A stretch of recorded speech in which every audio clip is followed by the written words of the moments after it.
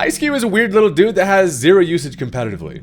And the reason for that is because it has incredibly mid stats. But despite this, what it has going for it is an extremely unique ability in Ice Face. This allows it to take 0 damage from the very first physical attack that it sees, using its big ol' ice cube face as a nice little shield. But here's the cool part. Once its Ice Face has been broken, it changes forms. Now without the weight of the head, it trades some defensive bulk to now have base 130 speed, and brother's kinda zooming. So we're going to take advantage of Ice Face, allowing it to take a hit and potentially set up a substitute, or just straight up go for a belly drum to get to +6 attack. At low HP, we can pop a Salic Berry, and with this plus our newfound speed stat, there's not much that's going to outspeed us. Now we can bust out some nuke-style Ice Spinners, along with coverage and things like Liquidation, and while this Penguin's pretty situational, it can absolutely wreck some people.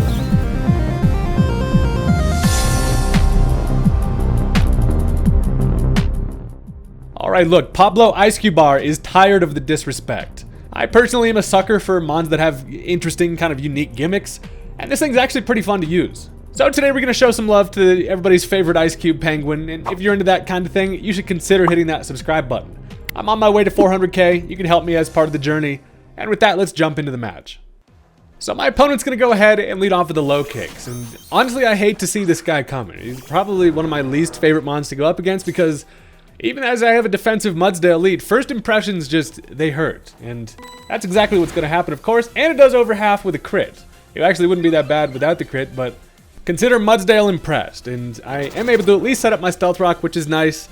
And while I know that they probably can't knock me out here unless they, get another crit through my stamina boost, at least Mudsdale's in a decent position here. So I do decide to stay in, I don't really have any other options that want to easily switch into this. I also consider maybe it's going to be choice banded, so I just go for the body press. But they're going to click taunt, which is fine because, Stealth Rock was my only non-attacking move. I now hit him with a +1 body press, does do around half to the thing, which is good because this thing only has so many, options to switch into Stealth Rock. It does get a little bit screwed over by those things, but I also now realize fella's probably not going to stay in. Turns out they do. They go right for the Sucker Punch.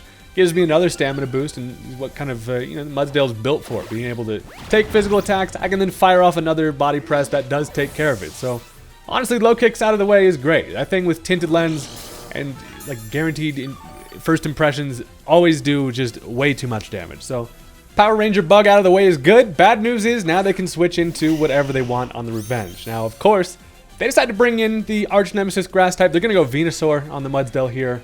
And while, this thing does have the option to Earth Power, I decide my best bet is just to switch right into Berserker here. If they don't carry the Earth Power, we're in a good spot. But in general, I don't have a whole lot that wants to easily switch into this. I do want to try to conserve things like Eiscue, make sure that, obviously I save that for more of an optimal matchup. But as I come in on a Giga Drain, we take it nicely, which is cool. And look, I'm a gold-ass Viking Meowth that is not afraid of no frogs. But actually, yeah, I am afraid of it because it does have the Earth Power. It is going to take care of Berserker.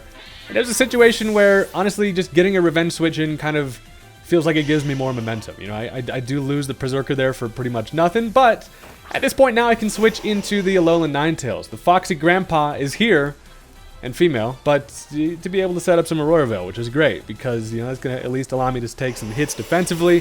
While I am in danger of a Sludge Bomb, I know that at least with that Aurora Veil up, I should be able to take at least one of them. Then I threaten with a Blizzard. And then that all goes to hell, because I actually get critical hit from the Sludge Bomb, takes care of the Ninetales, and I'm out here, I'm kind of getting destroyed a little bit. We're down 2 early.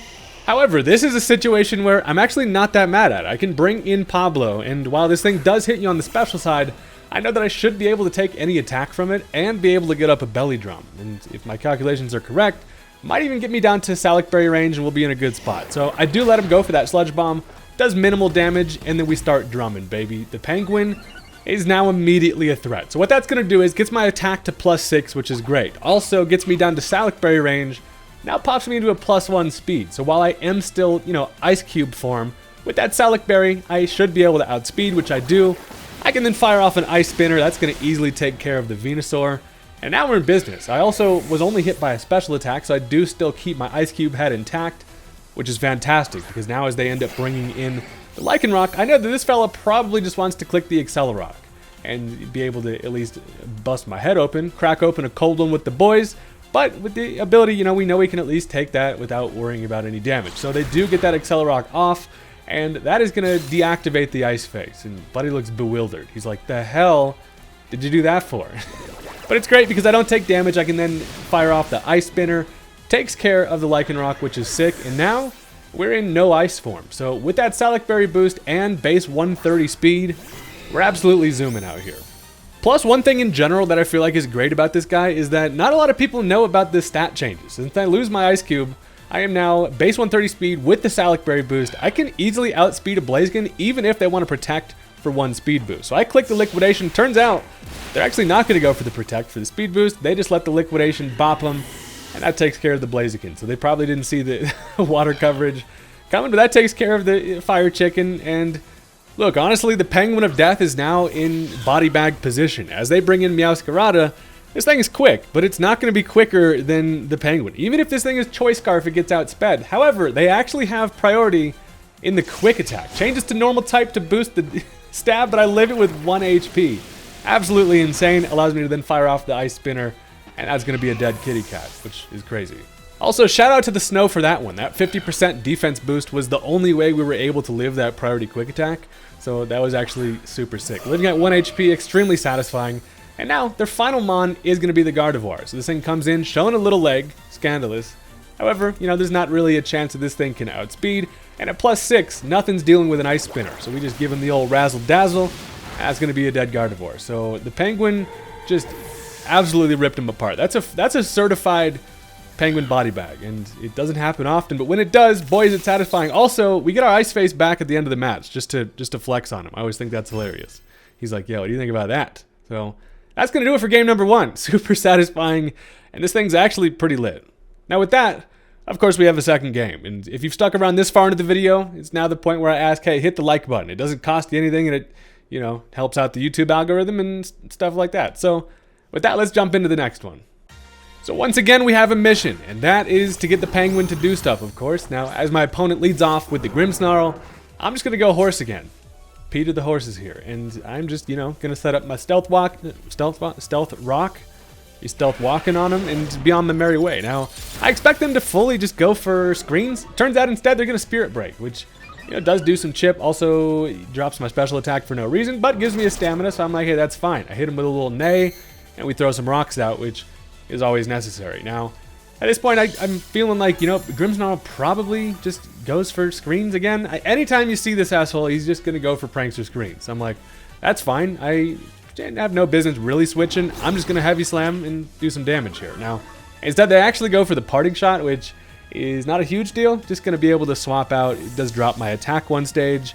But the bad thing is now they can bring in, again, this freaking Mudsdale just attracts the starter grass types. And they go into the Serperior here, which is, this thing is just always scary. Serperior, for whatever reason, whatever you're expecting it to be, it's going to be the opposite, it feels like in recent battles. But it's like, either it's going to be a sub Leech Seed Glare nonsense set, or it's just going to be full out attacker with just contrary Leaf Storms. I mean, regardless, they're going to be throwing Leaf Storms out. But I also am just afraid as a Mudsdale, so I can't really stay in here. And I still don't really have much that wants to swap into this. So I decide my best bet is probably Skuntank. I realize as they're probably going to Leaf Storm, it's going to hit me for some decent damage, then get that +2 boost, and that's exactly what happened. So Haydunn comes in, looking smelly, and the Leaf Storm does do some pretty big damage. It actually feels like I can live the next one, but I still don't really know exactly what this thing wants to do here. So we're kind of in a spot where I'm just going to Sucker Punch. I'd prefer to take the guaranteed damage, because what that's going to do is allow Mimikyu with priority to come in later and finish it off. So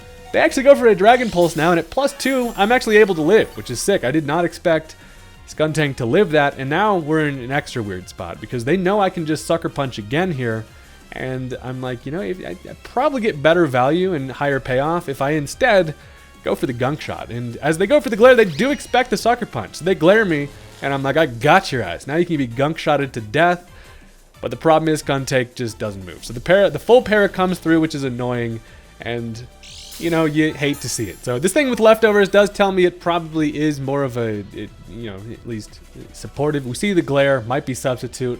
I decide at this point, screw it. I'm just going to Sucker Punch. I figure, you know, if anything, I go down here, but that's fine. But I do actually get the Sucker Punch off, and it freaking lives. So leftovers allows it to live, which then allows it to fire off another Leaf Storm.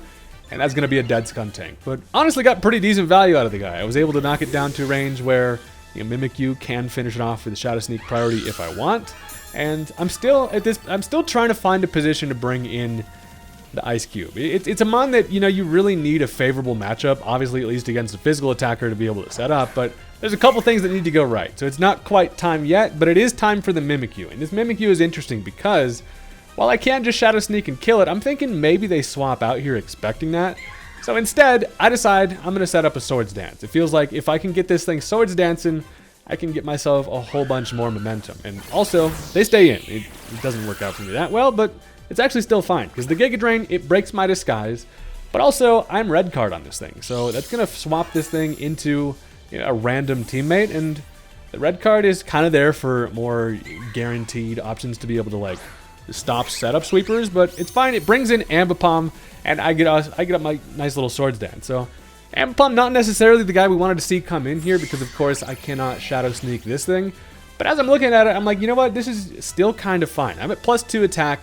The best thing this can really do is go for a knockoff, and I don't have my item. But instead, I am bamboozled. They go for the triple axle, and with that Technician boost and 3 hits, it's just enough to take care of freaking Mimikyu. So Mimikyu goes down, and I got my ass triple axled there. Now, while that does suck, what I can do now is try to get a position to bring in the Eiscue. And first, it is a whole lot more helpful if I go Alolan Ninetales first. I really want to get an Aurora Veil up.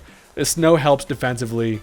And Aurora Veil and the 50% defense boost from Snow just gives us such a better chance against physical attackers. So they do stay in. They go for the double hit. It is going to be a 2-hit KO on the Ninetales, and I guess not anymore because now I have my Aurora Veil up, and we're kind of going to be pretty damn bulky here. So the thing is this. I don't really want this monkey to die because it's actually a great mon for the Penguin to come in on. So I figure a Blizzard probably doesn't kill it, and the chip could be pretty nice. So as they double hit again, I can live because of that Aurora Veil.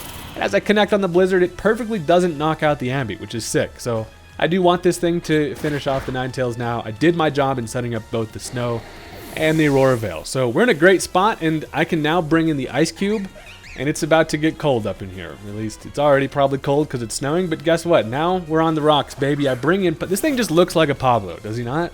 He's got his one little hair up there. But I can now go for a safe belly drum, which is going to be sweet because as they hit me with the U-turn, that is going to deactivate Ice Face, which is fine with me because now I'm just going to be faster and I don't necessarily need the Salic Berry boost.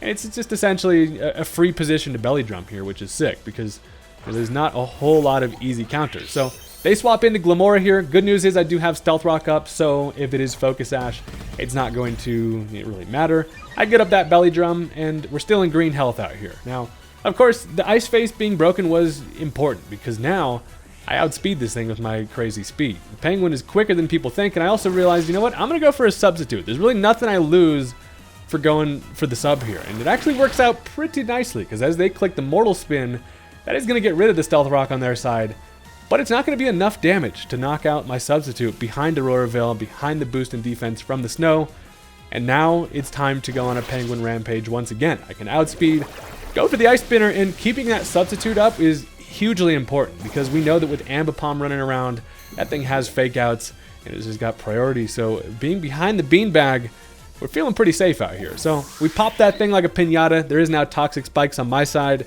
but I feel like, you know what, I've got this thing to a point where it's kind of my win con here. So I'm just out here at +6 and fast without the Salic Berry. And as Grimmsnarl comes in, I figured there's not much this thing can really do. Now, it does have Sucker Punch, so they do have the priority. Sucker Punch, guess what, is going to hit the substitute, and it doesn't even break it. We are out here the bulkiest Penguin on this side of the Mississippi, and now I can finish it off with an Ice Spinner. So still behind the substitute, kind of expected that one to break it, but the true power of the Aurora Veil comes in clutch there. That is sick as hell. So now as they can bring back in Ambipom, it does get to come in because no more Stealth Rock. And while they can fake out, and guess what? We still got a beanbag. And this thing has got to be running low on HP as it does, if a substitute does fade from that fake out. But the good thing is they can no longer conserve the Ambipom. I can finish it with another Ice Spinner, and that's going to be a dead monkey. So look, while we do lose our substitute, at this point they're out of priority options, it seems, and they don't have anything faster than the Penguin. They can at least go into the Superior, who is nearly dead, but is not going to be faster than base 130 speed. Baby, I can go for an Ice Spinner, outspeed it. They probably did not even realize the hell was going on there. And they're actually going to turn their game off. It's always the icing on the cake. So that's going to be the end of that one. And sometimes all you need is a substitute and a penguin to come in clutch. So that's going to be the end of the game. Also, we do get to still put our ice head on once again, just for good measure. And thank you guys very much for watching. Had a lot of fun with this one. This thing is super interesting. And I'll catch you guys next time. Peace out.